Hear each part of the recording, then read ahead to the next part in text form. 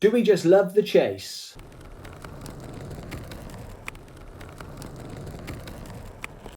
Good day, watch fans. So today's food for thought, do we just love the chase? And by this, what I mean is, do we just love the idea of something? So when you think back to when you were a kid, the idea of having a new toy or like wanting a new toy, we used to picture it in our heads.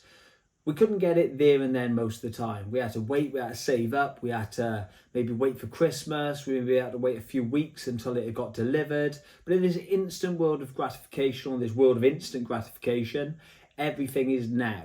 And the ADs play into this. Are they sort of tapping into our hidden child and our subconscious? Because most people now who are purchasing Rolexes are of my generation or older, or the people who are affording them. There are some lucky people who are younger affording them, but a lot of people now are of a generation where we have to wait for stuff. So is going into the AD trying to get them to convince them that you are the person they should sell that Rolex to, chasing after the idea of the watch, picturing it, sitting there then night after night in your head, imagining yourself wearing it. Is that what they are trying to tap into? And is this how they're getting away with us putting up with these ridiculous waits? Is it chasing that watch that we really want and the idea of someone eventually letting you have it? Not go into the instant gratification of going, right, I can buy it there and then on the grey market. Are we really just secretly children at heart? Are we going back to that childhood idea of visualizing stuff and wanting stuff and sitting there day after day imagining ourselves wearing it and having it? Now, I think there's a little bit of truth in that. Now, somebody made a comment the other day saying the chase is what we're all after, and I do sort of agree with them.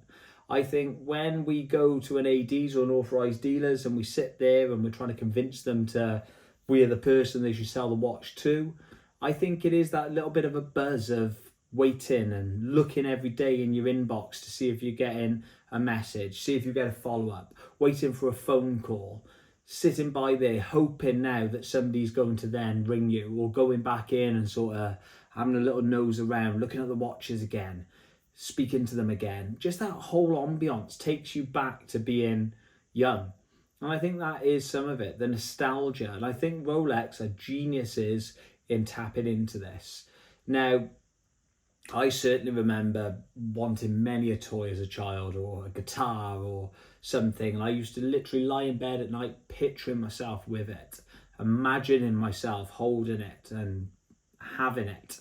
And I think that is true. I do the same with Rolex watches. And I think most of us, if we were honest, do that. And that is why we still will go to an authorised dealer and try and get them to sell us a watch, even though we know the grey market is there and you can have one pretty much instantly. So that's just today's food for thought.